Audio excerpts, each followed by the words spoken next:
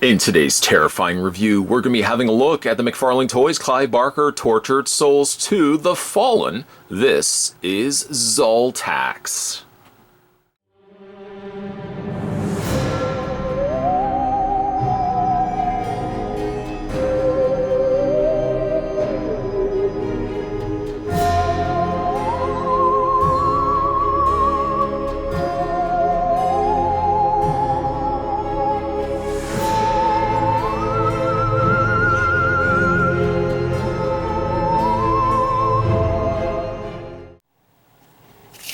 So how tall is Szaltax? Let's grab the tape measure. She is approximately 7 inches in height. She doesn't really come with anything that involves installing to the figure. Everything that you see has come with the figure completely out of packaging, so there's really no assembly or anything that's required to her. Some of her colleagues, though, from the Twisted Souls 2 will involve a little bit of assembly. Luckily, she gets off easy. To be honest, though, and this is the first figure that we're going to be looking at, of course, from the entire line of Twisted Souls, Tortured Souls, I should say, 2, The Fallen. My initial thoughts of some of these figures as we get into the realm of the second wave is that it doesn't feel as much the sense that they are tortured as they are just much more weirdly created characters.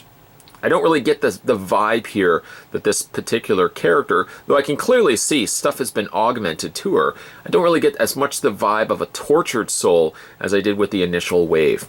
Nonetheless, we will push through and we're going to have a look at the entire wave. You're very lucky, 2 waves, both the first and second series of Tortured Soul in 1 year. I actually was considering doing the second wave for next year, but I thought, no, we'll do both Series 1 and Series 2 in this year. So here we have Szaltax, and as you can see, she is very robotically augmented, as you can see, just with all the extra appendages that she has just coming out of her body. There's very little of her body actually to be had. It looks like it's really only her torso. Some fragments of a lower thigh, her head, and then a couple of areas of shoulders. It looks like there's been a couple of shoulders maybe that have been added to her. Like these bottom pieces could theoretically have also come from the top here, have been surgically removed and then re-sewn or re-surgically attached down below here. I can only imagine that that is her face, that is her torso and her legs. Of course, she could very well also be a Frankenstein combination of many different characters, different people thrown together in this, what I can only describe as, the creative drawing board of Cyberdyne. This looks like something that a Terminator could have been, like the early makings of a Terminator here in figure form. Her face kind of has a very bug-like look to her, as she does have a series of, a total of 6 extra eyes. I don't know whether that is organic or if that was, machine created. It would be curious to know where that would have derived from, if that was an actual organic appliance that's been added over top of her face. I don't know if maybe this is what's the detractor for me in this particular wave and in this specific figure. By adding stuff like this, it doesn't read as much to me like this is a human being that's been changed, because it just has so much to the far extreme of changing and altering of a body, that it doesn't really give me as much the vibe of a tortured character. Still, nonetheless, I mean, it's still a really neat looking design, especially the fact that her head is a separate piece. Like this is just a free floating head that's been attached by these mechanical, this is the mechanical arms that are holding her head above her neck, which is really neat. But I think maybe the detractor is the fact that the bug eyes take me away from as much investment into this face. Maybe if she had actually had a screaming mouth, like a mouth open like she was in angst, I think would have maybe a more anguished face, I think would have worked a little bit better, as opposed to a very calm face is what we get here. She has a series of tubes running from the back to the front, from the front to the back, all these little blood tubes that are pumping, I guess, blood out or blood in. It's really hard to say. And it's going to this giant arm as well as to the front areas of her torso.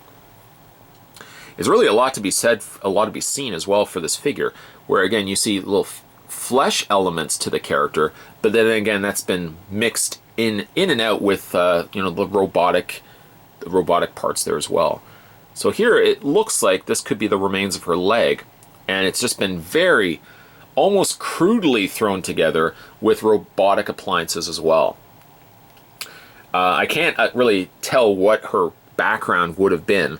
I mean, she has fishnet stockings. Maybe, I don't know if maybe she would have been a call girl or something like that that would have been transformed into this.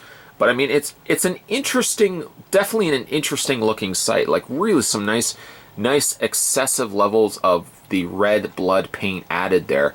A little bit of bruising there as well to the torso. I mean, it really does look quite neat. But again, it just doesn't look as much the tortured aspect, I think, as the first wave did.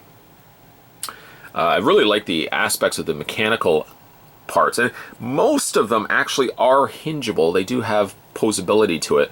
So she's not just simply a brick. She does actually have some posability to her. This whole back section here does lift and lower.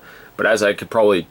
as any collector of McFarlane goes, you probably all know the drill. This stuff is so super sensitive when it comes to being fragile. Any little bit of too much twerking or moving of the components, these things could easily break. So it looks like she's almost even got like a can opener sticking out from the back here. And all of this is hingeable, and luckily with it being hingeable and the tubes being long enough, the tubes don't get in the way when you are moving the this whole arm back and forth here. It almost even looks like something that you would expect to find on a beetle, like a big giant, you know, scarab or stag beetle, I think is the thing that has the beetle that has the giant front, you know, gripping appendages or gripping jaw area there. This does open and close, but again, just be very, very careful of moving it. This also does hinge back and forth, but again, you just don't really know how much give really you can give to something before it wants to give way.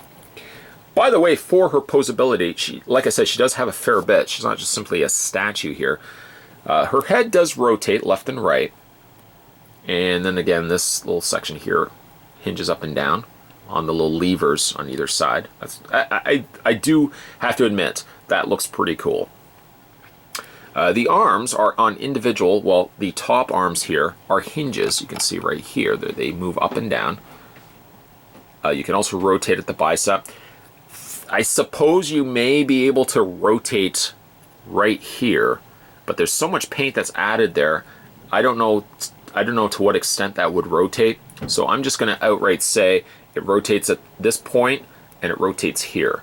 You want to try to move it any further than that, that is entirely your prerogative, as I do definitely not want to damage the figure. Hinges at the arm here. She's got these little individual, looks like a can opener almost. These fingers here that hinge back and forth. She's got 3 of them. She's got 3 of them on the other side as well, and 3 here too. I guess this is the closest thing that they could conceive as being like a hand, as these individual fingers. Again, it's very crude the way everything's been kind of thrown together on her. These hinge back and forth. These little arm hinges here. And these also do rotate. Now I can only really rotate the one side. The other side looks like it would do the exact same, but it has resistance, and resistance has told me in the past, leave it alone. The legs are really neat because she's got this just shredded lower torso, but then she's got the mechanics underneath that. So the legs do hinge back and forth. Very little though. I mean, this one does a lot better than this one. This one just doesn't seem to want to move. That's what I've noticed a lot about this figure.